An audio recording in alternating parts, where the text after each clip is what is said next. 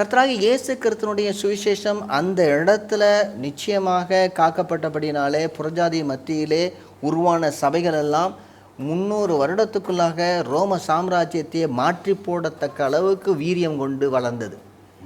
இந்த பகுதியில் தான் பொந்து என்ற இடத்துல இருந்து ஒரு ரோம அதிகாரி பிளைனி த யங்கர் அப்படின்னு சொல்கிற ஒரு ட்ராஜனுங்கிற ஒரு சீசருக்கு கடிதம் எழுதும்போது, அதாவது 112வது வருஷத்தில் இது நடந்தது வந்து 49 50வது வருஷம், 112க்கு ஒரு 50 வருஷத்துக்குள்ளே, ஒரு 50-60 வருஷத்துக்குள்ளே அவர் என்ன சொல்கிறாருன்னா, this contagious teaching not only confined in the important cities, it has infiltrated, it has penetrated even in the villages and the farms அப்படிங்கிறார்.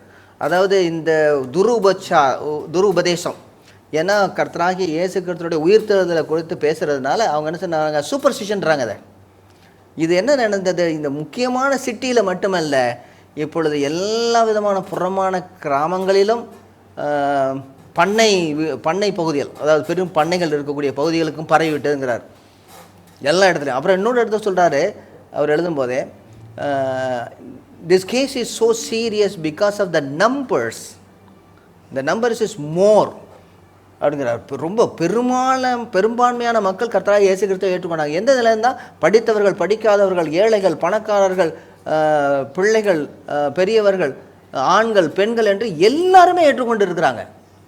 இது வரைக்கும் வந்து சபைகளில் என்ன நடந்ததுன்னா, அதாவது அவங்களுடைய கோவில்களில் பலியிடுறதுக்கு ஆள் இல்லையா, பலிக்கு மிருகம் கிடையாது, பலியிடுறதுக்கு ஆள் கிடையாது, கோவில்கள் பூட்டப்பட்டு விட்டன. ரொம்ப ஒரு பெரிய கன்சர்னாக இருக்குது எனக்கு. என்ன செய்ய வேண்டும், இவங்களை எல்லாரையும் நம்ம வந்து சித்திரவதை பண்ணி அவங்க இயேசு கிறிஸ்துவை மறுதலித்து திரும்ப தங்களுடைய பழைய முறைமைக்கு வர வேண்டும் என்று நான் கட்டாயப்படுத்துகிறேன். எல்லாரையும் ஒவ்வொரு ஆளையும் கட்டாயப்படுத்துகிறேன். யாரெல்லாம் நான் வந்து பெர்சிக்யூட் அல்லாத அவங்கள உபத்திரப்படுத்தணும்னு கேட்குறாரு. கேட்கும்பொழுது கிறிஸ்தவன் சொன்னால் உடனே நான் அவனை உபத்திரப்படுத்திடலாமா அப்படின்னு கேட்குறாரு. ஒவ்வொரு பகுதியாக கேட்டு எழுதுகிறார். நான் வந்து இதில் எனக்கு ரொம்ப ஆலோசனை நீங்கள் கொடுக்கணும். இன்னும் ரொம்ப அழகாக சொல்கிறாரு, இந்த கிறிஸ்தவங்களாம் என்ன செய்கிறாங்க, ஒரு விசேஷத்தை ஒரு நாள் வச்சுருக்காங்க, காலையிலே எல்லோரும் வந்துடுறாங்க, வந்து எல்லாம் பாட்டு பாடி ஆராதிக்கிறாங்க. அந்த ஆராதனை வந்து ரொம்ப சிம்பிளாக இருக்குது, சாதாரணமாக இருக்குது. அதுக்கு பின்பு எல்லோரும் வந்து என்ன செய்கிறாங்க, ஒரு உறுதிமொழி எடுக்கிறாங்க. நாங்கள் வந்து பொய் சொல்ல மாட்டோம், நாங்கள் விபச்சாரம் பண்ண மாட்டோம் அப்படின்னு ஒரு உறுதிமொழி எடுக்கிறாங்க ஆண்டவருக்குள்ளே. யாராவது ஒருத்தர் வந்து அவங்கள குறித்து பேசுகிறாரு. பின்பு ஒரு சின்ன ஒரு சாப்பாடு எல்லாருமே சாதாரண ஒரு இன்னோசன்ட் ஃபுட்டுங்கிறாரு எழுதுறாரு.